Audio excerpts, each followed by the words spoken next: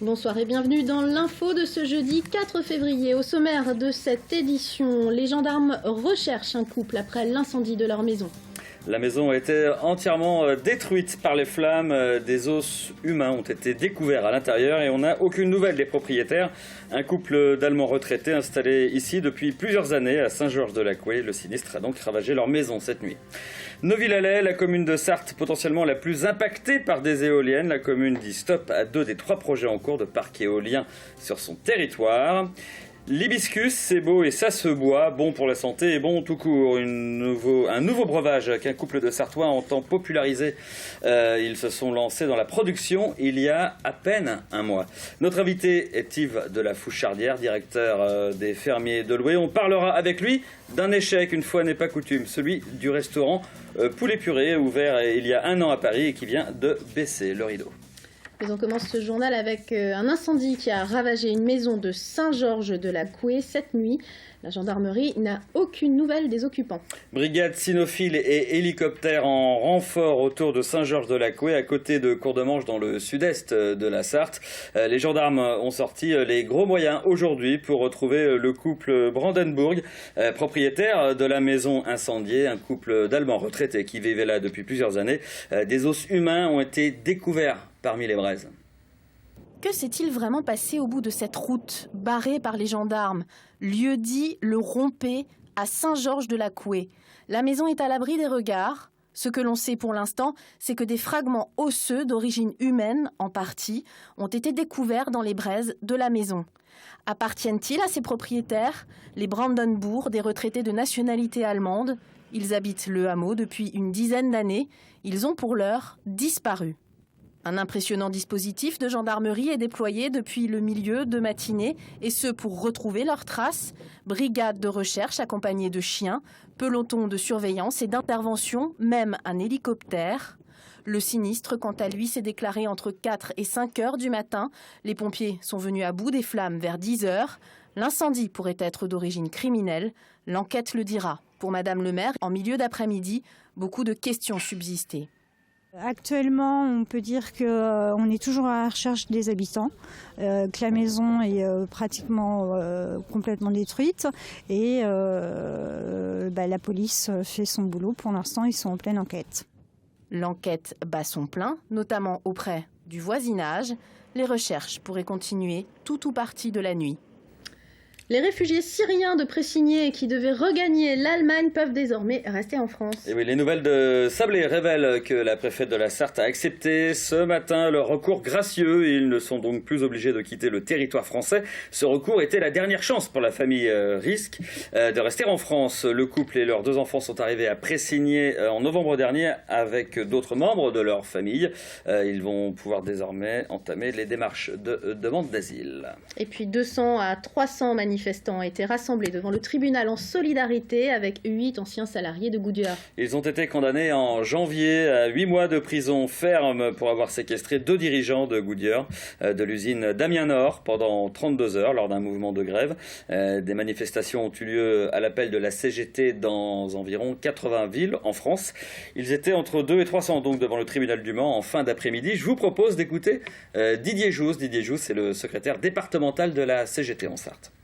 Une décision inadmissible, scandaleuse, une décision politique puisque les 2 cadres en question avaient retiré leur plainte et c'est le procureur qui a décidé de poursuivre. Donc on s'interroge sur les consignes qui auraient pu être données par le gouvernement.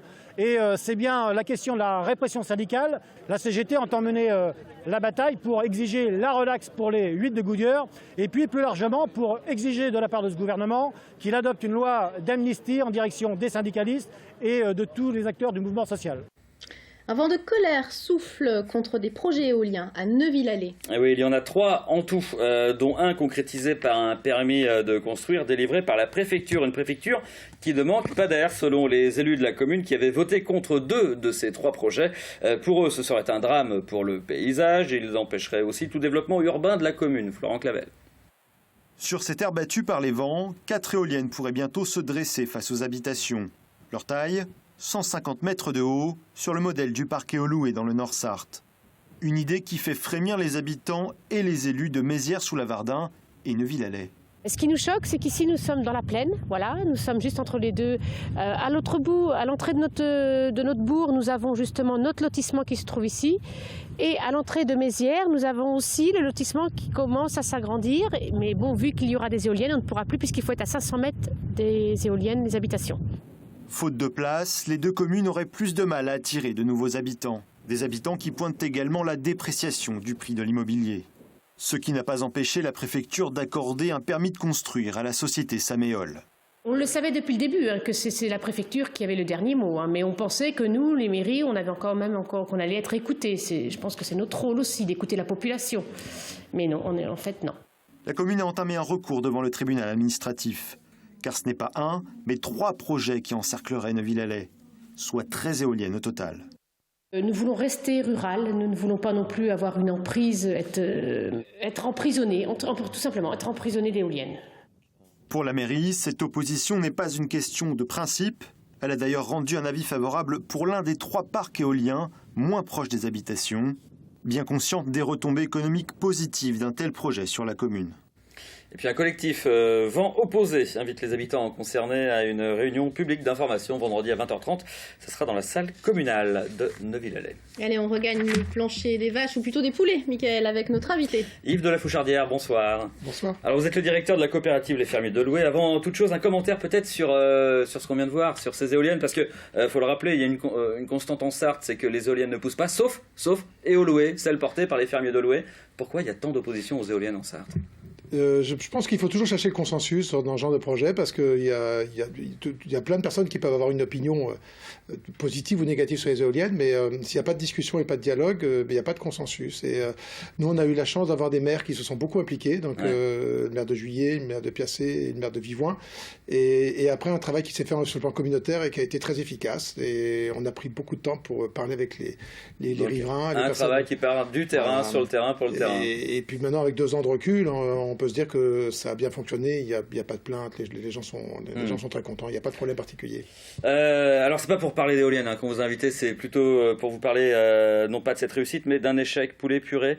Ce restaurant qui a été ouvert sur l'île Seguin à Paris il y a 1 an, ça devait être à l'époque le début d'une chaîne. Vous imaginiez quelque chose d'assez grandiose. 1 an après, le rideau est fermé. Pourquoi ? Alors, il faut penser que dans les commerces, les commerçants savent bien, c'est comme dans la pêche. Donc, il faut pêcher là où il y a des poissons. Et donc, nos 2 associés, puisque nous ne sommes pas restaurateurs, on est éleveurs de poulets, nos 2 associés qui sont des professionnels de la restauration, nous avaient dit que dans ce secteur-là, ils voyaient beaucoup de poissons. Entre les sièges sociaux et les logements à 10 000 € le mètre carré, vous voyez, c'est vraiment c'est très prestigieux, c'est vraiment un quartier tout neuf. Ils pensaient qu'il y avait plein de poissons. Et on a découvert au bout de quelques mois que c'était des poissons volants, donc des gens qui allaient à leur lieu de travail, qui revenaient crever le soir et qui n'avaient pas envie d'aller au restaurant. Et ceux qui débarquaient dans les sièges sociaux avaient traversé toute la région parisienne avec 2 heures de transport et ils n'avaient pas envie d'aller au restaurant. Et donc on n'arrivait pas à avoir un plein suffisant. Et pourtant, le restaurant était encensé. C'est un concept qui a beaucoup plu, qui d'ailleurs dans la profession devait être primé. Donc il y a 2-3 concours qui existent, devait être primé comme étant le concept de l'année. Donc ça veut dire que ça ne va pas s'arrêter. Ça va certainement rebondir quelque part ailleurs, là où il y a des vrais poissons. C'est où est-ce qu'il y a des vrais poissons ? Il faut attaquer le centre de Paris. Donc, il faut trouver un lieu sur le centre de Paris. Il faut être sûr que nos 2 associés ont encore envie de faire le métier, parce qu'il y a le métier tous les jours. Il faut servir, accueillir des gens, préparer la bouffe. Et quand est-ce qu'il va naître alors On espère pour l'été prochain. Dans 6 mois là ? Oui, ça peut venir très vite, parce que si on part sur un format plus petit, ça partira très vite. Et ça pourra réussir, et ça sera plus facile d'accès pour les Sartois en plus de ça. Donc, mais on a d'autres projets. On a appris plein de choses avec ce restaurant, plein de choses. On a appris à cuisiner les poulets, on en parlera. plein de projets qui reviennent de. On a appris à cuisiner les poulets, préparer les poulets d'une certaine manière, avoir une technique de cuisson qui est très particulière avec LDC et on ne va pas laisser. Donc il y a des nouveaux produits LDC qui vont sortir grâce à cette expérience. Je crois bien que ça va servir tous les intérêts du groupe et ça va servir peut-être des chaînes de restauration qui ne seront pas automatiquement nos filiales. Allez, j'aimerais bien qu'on élargisse un petit peu.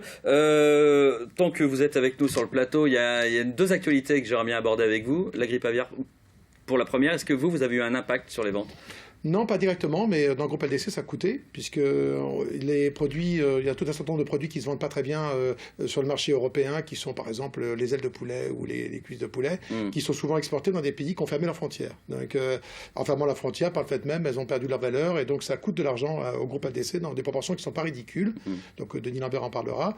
Nous, directement, non, puisque la grippe aviaire ne nous concerne pas au stade de l'élevage, mais une de nos filiales, par exemple, qui exporte de la sélection qui s'appelle la Sasso, s'est retrouvée du jour au lendemain à ne plus pouvoir exporter 70% de son chiffre d'affaires. Hein, donc c'est considérable. Elle a une entreprise dans la Sarthe qui s'appelle la Sasso.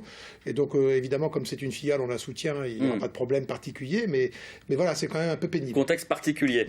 Autre contexte, on est en pleine crise de l'élevage aujourd'hui. Alors vous êtes fendu d'une tribune dans le Maine Libre au début du mois de janvier. Vous dites en gros que la campagne se meurt de cette crise de l'élevage. Des solutions sont possibles. Le modèle de Loué est un modèle applicable à d'autres élevages. Alors c'est vrai qu'on a été très appelés ces derniers mois, dès l'été dernier, y compris par des grandes chaînes de télévision parisiennes, hein, donc, qui voulaient absolument montrer le modèle de Loué comme étant le modèle qu'il fallait appliquer partout ailleurs. Et j'ai eu une discussion très longue avec un rédacteur en chef important qui m'a dit mais écoutez, monsieur Lafourchard, on veut venir voir. Et j'aurais dit mais c'est idiot, puisque s'il n'y a que 1080 éleveurs à Loué, c'est que ce qu'on sait faire aujourd'hui avec Loué, on sait le faire avec 1080 éleveurs. Si on pouvait être 2000, on serait 2000 ou 3000. Donc le modèle de Loué est un modèle qui fonctionne super bien. Les marges des éleveurs restent très bonnes. Elles tiennent l'exploitation debout dans beaucoup de coins en Sarthe et en Mayenne. Ah oui, ça permet d'avoir un revenu quand le lait ne marche pas. Absolument, c'est vraiment la partie qui tient l'exploitation quand beaucoup de productions sont tombées tout en bas. Ceci dit, les productions sont tombées tellement bas dans certains cas que ça sera peut-être pas suffisant pour certains exploitants. C'est ce qui m'inquiète le plus, parce que je trouve que notre Sarthe est belle de cette diversité agricole, avec toutes ces productions animales qui sont partout, et toutes ces entreprises qui sont partout, et il ne faudrait pas qu'on perde tous ces emplois et qu'on vide nos villages petit à petit. Donc j'ai en effet une grosse inquiétude pour mon agriculture. J'ai pas d'inquiétude pour Loué, mais j'ai une grosse inquiétude pour l'agriculture. Et votre département et votre campagne. Merci Yves de la Fouchardière d'être passé dans ce journal. Je rappelle que vous êtes le directeur de la coopérative des fermiers de Loué. Allez, on s'intéresse à un tout autre type de production, Michael, l'hibiscus. Et oui, la fleur pousse dans les pays d'Afrique occidentale ou du Moyen-Orient. Un couple de Sartois l'a découvert lors d'un voyage de plusieurs années, un séjour plutôt dans ces cas-là, de plusieurs années en Côte d'Ivoire. Ils ont décidé de l'importer dans le département, de le vendre sous forme de jus, de sirop ou encore de confiture. Ils viennent tout juste de lancer leur production. Bérénice Angot. C'est un nouveau goût, unique en Sarthe, le jus d'hibiscus. La recette est gardée secrète par Christelle. Seule chose dévoilée, cette fleur vient des pays chauds. Très connue en Afrique de l'Ouest et au Moyen-Orient. Et c'est une boisson qui est utilisée autant pour ses vertus médicinales que pour son bon goût. Et en Afrique de l'Ouest où on a vécu pas mal de temps, il n'y a pas une fête, un anniversaire, un mariage sans qu'il y ait en fait cette boisson sur les tables. Et ses vertus sont multiples. Antioxydant, anti-inflammatoire, ce jus facilite aussi la digestion. Si cette boisson se boit généralement fraîche, une fois réchauffée... Quand on a un peu mal à la gorge ou qu'on a une toux, et bien en fait ça calme aussi les angines et la toux. Et cette fleur se décline en jus, sirop ou encore confiture pour les papilles curieuses. C'est un goût de fruits rouges acidulé en même temps, donc ça rappelle quelque chose, mais c'est pas tout à fait la groseille, c'est pas tout à fait la fraise. Mais pour qu'il arrive dans votre verre, faut-il encore le commercialiser? Direction les bars cafés de la Flèche. Et Alain a des arguments de poids. C'est quelque chose qui va être tendance, donc ils peuvent être les premiers à être dans la tendance.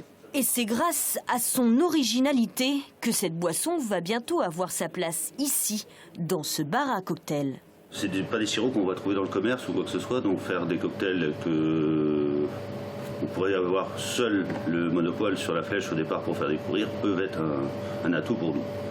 Dans 3 semaines, c'est un nouveau challenge. Alain et Christelle vont conquérir les marchés manceaux et fléchois. Ça donne envie, pourquoi pas. Merci d'avoir suivi cette édition de l'Info. On se retrouve dans quelques instants pour l'actu vue par les entrepreneurs.